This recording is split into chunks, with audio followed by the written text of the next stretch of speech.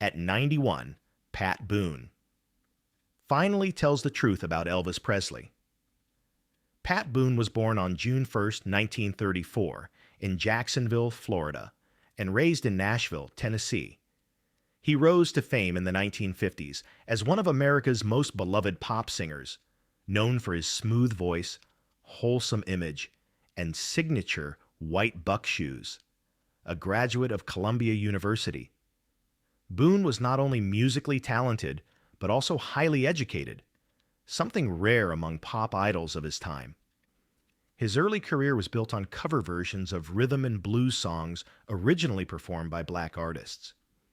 While this drew criticism in later years, Boone's versions brought these songs to a mainstream audience that otherwise might not have heard them, with hits like Love Letters in the Sand, April Love, and Moody River. He became a fixture on the Billboard charts, selling over 45 million records throughout his career. Beyond music, Pat Boone was also an actor, television host, and outspoken Christian, often using his platform to promote family values and faith. His clean-cut persona set him apart during the rebellious rock and roll era, making him a safe favorite for parents and a lasting symbol of 1950s American culture. From talent contest to stardom, Pat Boone's humble beginning. Pat Boone's rise to stardom began in the early 1950s when he participated in local talent competitions and radio programs while attending college. His clean-cut image, charismatic presence, and soft crooning voice quickly caught the attention of music producers. Boone's big break came in 1955 when he signed with Dot Records and released a cover of Fats Domino's Ain't That a Shame. His version topped the charts, launching him into the national spotlight. Unlike many of his contemporaries, Boone appealed to both teenagers and their parents. He was seen as the safe alternative to the rebellious energy of rock and roll icons like Elvis Presley. Boone's early career strategy, recording toned-down, pop-friendly versions of rhythm and blues hits, proved successful.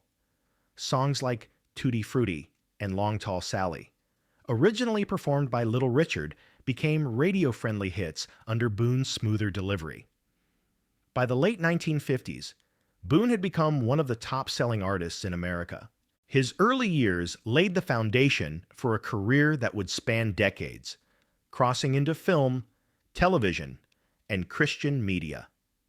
Pat Boone's story proves that with the right blend of talent and timing, even a modest start can lead to iconic success. The song that launched Pat Boone's stardom. When Pat Boone recorded his version of Ain't That a Shame in 1955, he had no idea it would become the defining hit that catapulted him into superstardom. Originally performed by the legendary Fats Domino, the song was rooted in rhythm and blues, a genre many white audiences at the time were unfamiliar with or hesitant to embrace. Boone's smoother, more polished rendition bridged that cultural gap, making the song accessible to a wider mainstream audience. The track quickly climbed to #1 on the Billboard charts, marking a turning point not only in Boone's career, but also in the evolution of American pop music. With his clean-cut image and non-threatening charm, Boone became a gateway for white audiences to explore the sounds of black musicians, though not without controversy. While Boone's version was celebrated in many households, it also sparked debate about cultural appropriation and the dilution of raw musical energy in favor of commercial appeal. Nevertheless, Ain't That a Shame established Boone as a serious player in the music industry. It opened the door for a string of hits including I Almost Lost My Mind, Love Letters in the Sand, and April Love. But it was that first breakout hit that forever cemented his place in 1950s American pop culture. Pat Boone didn't just sing a song, he ignited a conversation, and in doing so, changed the landscape of popular music. Pat Boone's bold leap into film and television. By the late 1950s, Pat Boone had firmly established himself as a music icon, but he wasn't content to stay in one lane, riding the wave of his popularity. Boone made a bold transition into television and film, a move that not only expanded his career, but also solidified his place as a household name in American entertainment. His first major step came with the Pat Boone Chevy Showroom, a primetime variety show that aired from 1957 to 1960.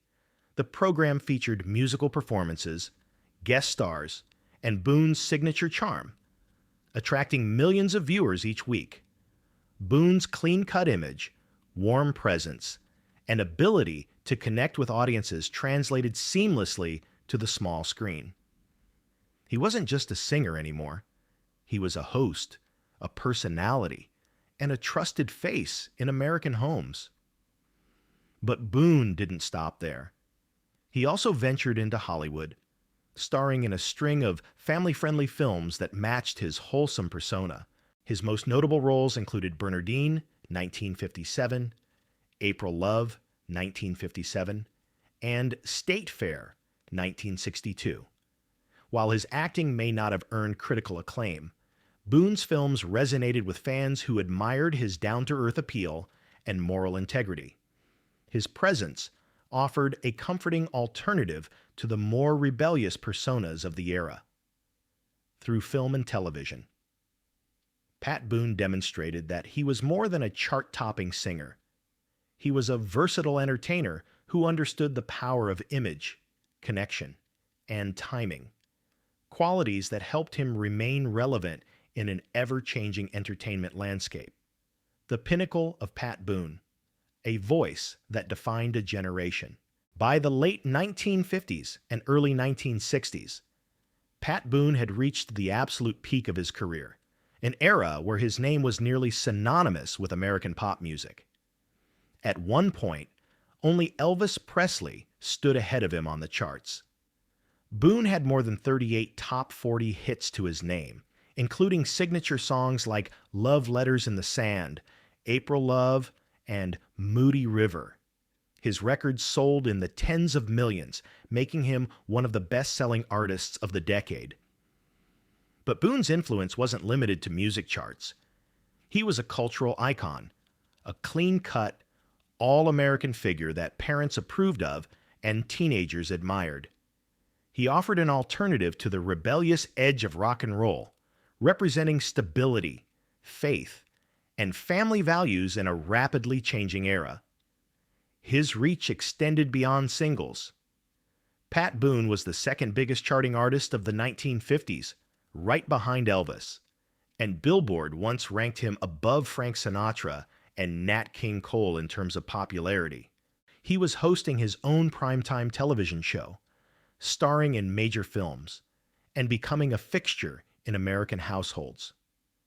What made Boone's success so extraordinary was the breadth of it, spanning radio, television, film, and even print, as he published books on faith and values. During his peak, Pat Boone wasn't just a singer, he was a symbol of wholesome American entertainment, the unmatched achievements of Pat Boone. Pat Boone's achievements are nothing short of legendary. Over the course of his career, he has sold more than 45 million records, earned 13 gold albums, and charted over 60 songs on the Billboard Hot 100. At the height of his fame in the 1950s and early 1960s, Boone was second only to Elvis Presley in terms of chart success, a rare accomplishment in an era that defined the golden age of American music. Beyond music, Boone successfully transitioned into film and television, starring in more than a dozen major motion pictures such as April Love, State Fair, and Journey to the Center of the Earth. His charming screen presence and wholesome persona made him a favorite among audiences of all ages. In addition to his artistic pursuits, Boone became a best-selling author, writing inspirational books about faith, family, and values. He was also a political commentator and Christian activist, never afraid to speak his mind on moral and cultural issues. Perhaps one of the most unique accomplishments in his career is his ability to remain relevant across decades without compromising his image. While many of his contemporaries faded, Boone's consistent dedication to clean, family-oriented entertainment carved him a special place in pop culture history. Pat Boone's lifelong marriage to Shirley. Behind Pat Boone's shining career was a deeply rooted love story that stood the test of time. He married Shirley Foley in 1953, the daughter of country legend Red Foley. Their marriage lasted over 65 years, an extraordinary achievement in the often turbulent world of fame and show business. Together, they raised 4 daughters: Cherry, Lindy, Debbie, best known for her hit You Light Up My Life, and Lori. The Boones built their home on faith, music, and strong family values. They often described their marriage as a partnership grounded in prayer, mutual respect, and an unwavering commitment to each other. Even as Pat rose to stardom, he kept his family close, often turning down certain roles or performances to prioritize his wife and children. Shirley was not only his wife, but also his confidant and moral compass, supporting him through every twist and turn of fame. Shirley passed away in 2019, leaving a void in Pat's life that he openly and tenderly speaks about. He often credits her for keeping him grounded and faithful, calling their marriage the greatest blessing of his life. Pat Boone and Elvis Presley's unlikely bond. During the 1950s, Pat Boone and Elvis Presley were 2 of the biggest names in American music, often topping the charts side by side. While the media loved to frame them as fierce competitors, in reality, their relationship was marked more by mutual respect than rivalry. Pat Boone's clean-cut, wholesome image was the perfect contrast to Elvis's rebellious, hip-shaking persona. They appealed to different audiences, yet both represented the revolutionary wave of rock and roll sweeping across the nation. Rather than resenting each other, they admired each other's talents.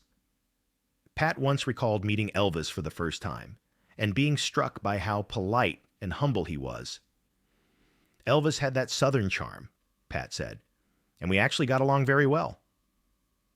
They shared many stages and TV appearances over the years, and Pat never hesitated to praise Elvis publicly, even when critics tried to pit them against each other. Pat refused to join in. Instead, he focused on his own musical style while appreciating what Elvis brought to the genre. After Elvis's tragic death in 1977, Pat spoke fondly of his friend, mourning the loss of a cultural icon. He had a gift that no one else did, Pat said, and despite all the noise, he was a kind and gentle soul. Their connection proved that even in a competitive industry, there's room for camaraderie and admiration, especially when 2 stars understand the pressures each faces. Pat Boone's deep admiration for Elvis Presley. Pat Boone never shied away from praising Elvis Presley, not as a competitor, but as a once-in-a-lifetime musical phenomenon. While their careers often ran parallel during the golden era of rock and roll, Pat openly admired the raw, unfiltered talent that Elvis brought to the stage. In countless interviews, Pat described Elvis as one of the most naturally gifted performers I've ever seen. He often marveled at Elvis's ability to command a crowd, not just with his voice, but with an almost electric presence. He didn't have to try, Pat once said. When Elvis walked into a room or onto a stage, it was like a force of nature had arrived. You couldn't look away. Pat particularly admired how Elvis could blend multiple genres, gospel, blues, country, and rock, into something wholly unique. He made everything his own. He could take an old blues tune or a gospel hymn and turn it into a hit that crossed every boundary, Pat noted. That's genius. While Pat Boone was known for his clean, smooth vocal style, He always acknowledged that Elvis had something different, something beyond training or polish. It wasn't just about notes or rhythm, he said. Elvis had a soul-deep connection to his music. You could feel what he felt. Even decades after Elvis's death, Pat continued to speak of him with reverence. He often credited Elvis for paving the way for countless artists and for redefining what it meant to be a performer in America. He was more than a singer, Pat said. He was a cultural earthquake. Though they came from different backgrounds and embodied different images, Pat Boone always made it clear that his admiration for Elvis transcended fame or competition. "I was lucky to have shared the spotlight with him," he once said, "but I was even luckier to witness his magic up close." Pat Boone's wished to have done more for Elvis. Though Pat Boone shared the stage and spotlight with Elvis Presley during the early years of rock and roll, he has often spoken about a lingering regret, a feeling that he could have done more to help Elvis during his struggles.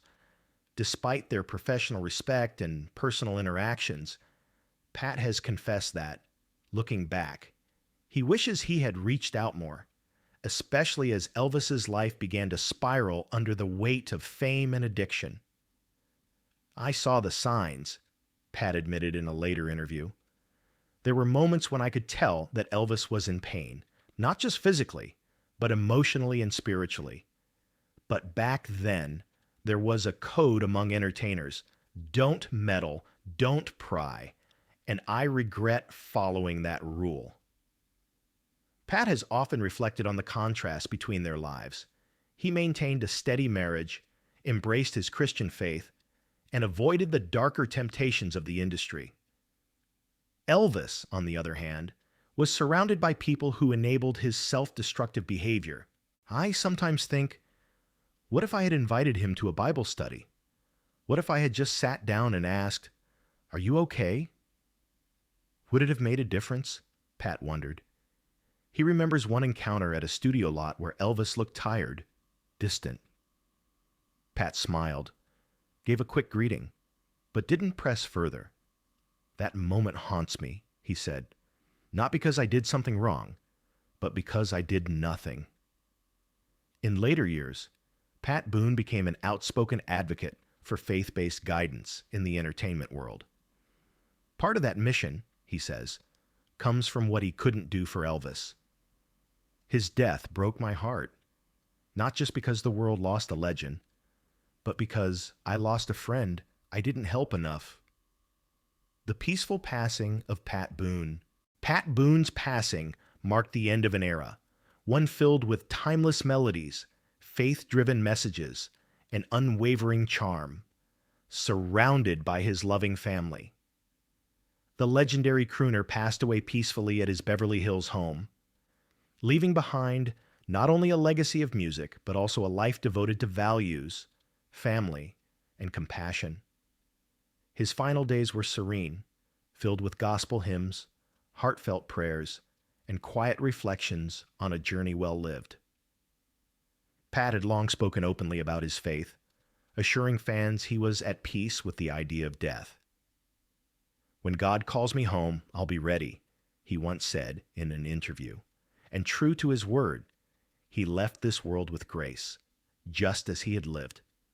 The news of his passing prompted an outpouring of love from fans and fellow artists alike, many recalling not only his talent, but his kindness, humility, and unwavering spirit. Though Pat Boone is gone, his voice still echoes through generations, and his legacy remains deeply rooted in the hearts of millions. Faith, family, and integrity. Life lessons from Pat Boone.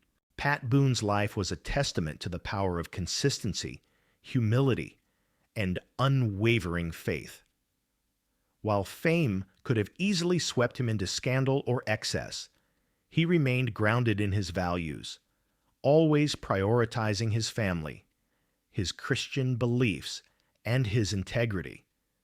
For Boone, success wasn't measured in chart-topping hits alone, but in how you treated people when the spotlight faded. One of the greatest lessons from his life is that you don't need to compromise your morals to thrive in entertainment. Boone proved that a clean image, respect for others, and authenticity could go a long way. He never pretended to be someone he wasn't, and in doing so, he gained lifelong respect from both fans and peers. His journey reminds us that fame is fleeting, but character is forever. Through his music, speeches, and personal life, Pat Boone taught generations the importance of staying true to one's beliefs and leading with kindness. His story encourages us to walk with purpose, live with grace, and never lose sight of what truly matters: